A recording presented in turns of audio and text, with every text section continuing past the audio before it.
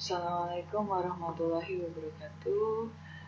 Jumpa lagi dengan kelas virtual, perkuliahan virtual untuk mata kuliah Kapita Selekta 2, Kapita Selekta IPS 2 untuk materi SMA dan MA. Langsung saja. Untuk pengertian Kapita Selekta. Kapita Selekta IPS 2 merupakan mata kuliah yang membahas dan mengkaji materi IPS di SMA maupun MA. Kapita Selekta membahas mengenai topik-topik tertentu di bidang IPS. Berdasarkan kurikulum 2013, IPS untuk pendidikan dasar disajikan secara tematik, lalu untuk SMP ataupun MTS itu disajikan secara terpadu, sedangkan untuk SMA maupun MA itu disajikan secara terpisah, yaitu sejarah, geografi, ekonomi, dan sosiologi masing-masing itu berdiri sendiri. Nah, di sini untuk K13 itu ranah penilaiannya berdasarkan 4 dimensi, yaitu dimensi spiritual, sosial, pengetahuan, dan keterampilan. Namun untuk yang akan kita lakukan di sini, yang akan kita pelajari di sini adalah di ranah pengetahuan dan keterampilan, seperti itu.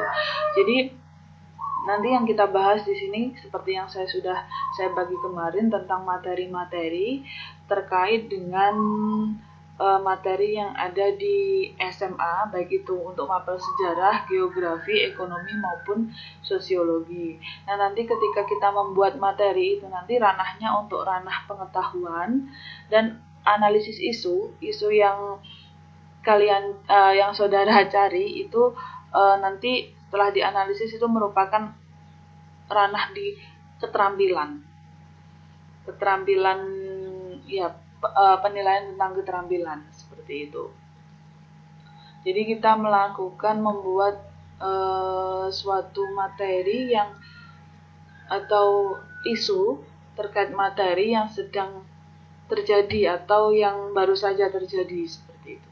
Selanjutnya kita bahas satu-satu untuk mapel yang ada di IPS untuk MA maupun SMA. Itu yang pertama adalah sosiologi.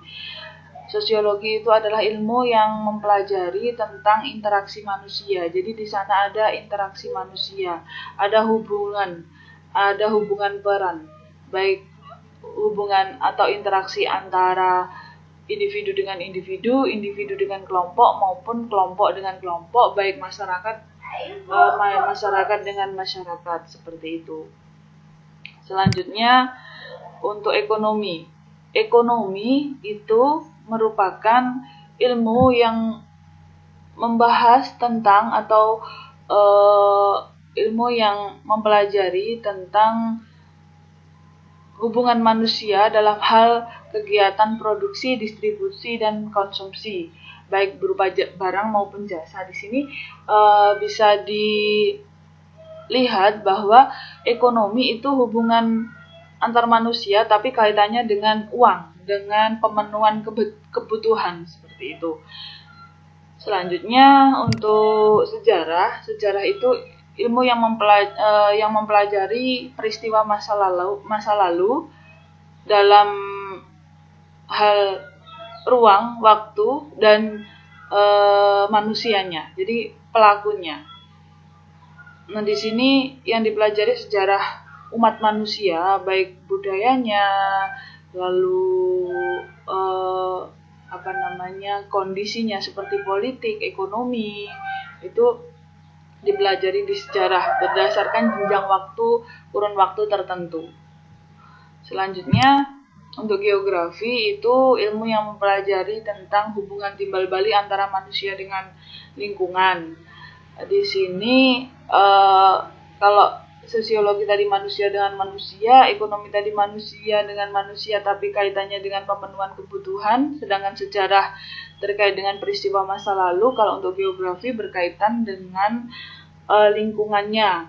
Jadi ada feedback antara manusia dengan lingkungan, di mana ketika manusia itu berbuat baik kepada lingkungan, lingkungan juga akan berbuat baik kepada manusianya.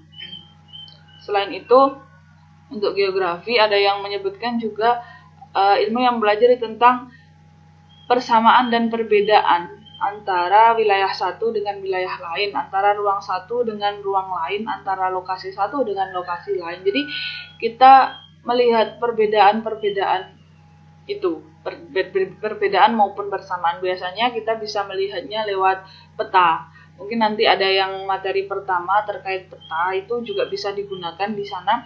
Jadi persamaan dan perbedaan geografi di sini terkait dengan ruang atau wilayah dampak terjadinya pandemi. Maksudnya persebaran pandemi itu ada yang sama, ada yang berbeda. Maksudnya jumlah atau kuantitas dari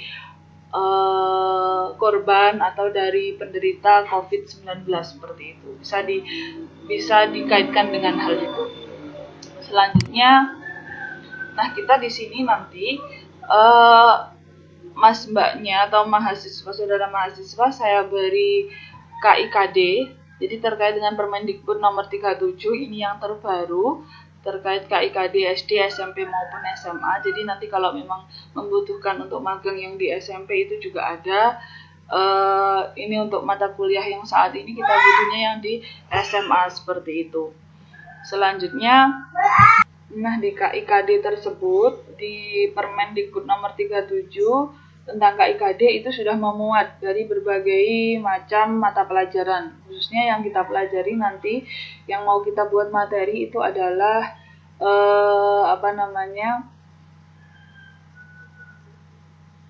IPS. Jadi ada sosiologi, geografi, ekonomi, dan sejarah. Jadi di sana nanti silahkan dilihat, dicocokkan dengan materi yang sudah saya berikan. Maksudnya sub-sub bagian makalah yang sama dengan KD dicari.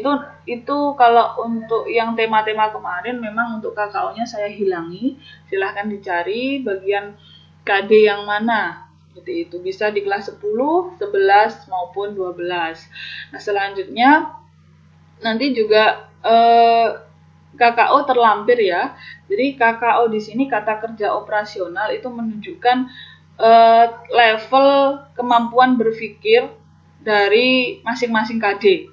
Nah, dari situ nanti jenengan bisa menurunkan KD tersebut menjadi indikator, selanjutnya juga bisa menjadi tujuan indikator pembelajaran maupun tujuan pembelajaran. Dari KKO yang menempel di KD tadi, itu bisa diturunkan minimal setara dengan KKO yang ada di KD.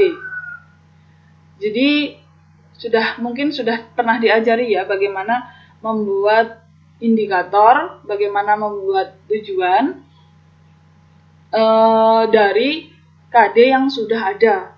Itu semua berlaku sama, baik nanti untuk membuat indikator dari jenjang SD, SMP maupun SMA, semuanya sama. Jadi ini tadi sudah terlampir untuk Permendikbud, itu sudah saya lampirkan, taksonomi belum juga sudah saya lampirkan, silahkan nanti dicek. Selanjutnya membuat materi, jadi dari KD turun ke indikator, turun ke tujuan, dan masuk ke materi pembelajaran. Itu jadi materi pembelajaran itu sebenarnya kita buat sendiri sesuai apa yang ingin kita capai dari indikator maupun dari tujuan, seperti itu.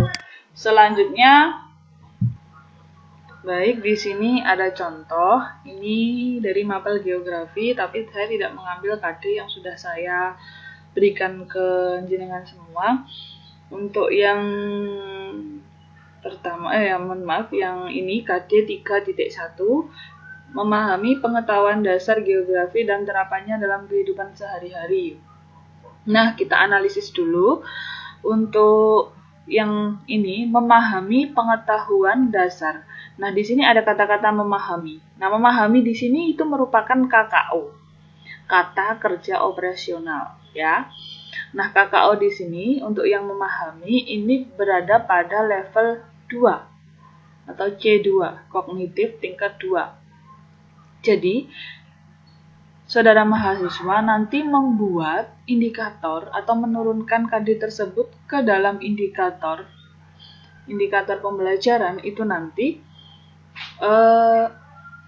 paling tidak pada ranah C2 di sini.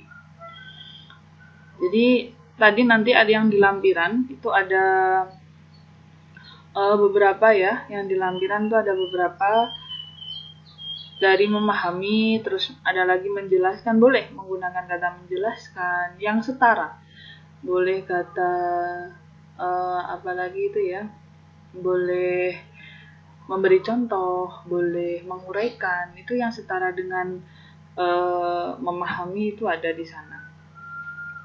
Nah, selanjutnya indikator dapat dibuat berangkat dari C2 menuju C ke yang lebih tinggi atau minimal setara. Jadi boleh ke C2, boleh ke C3, boleh ke C4, ke 5, ke 6. Tapi biasanya rata-rata naiknya satu tingkat.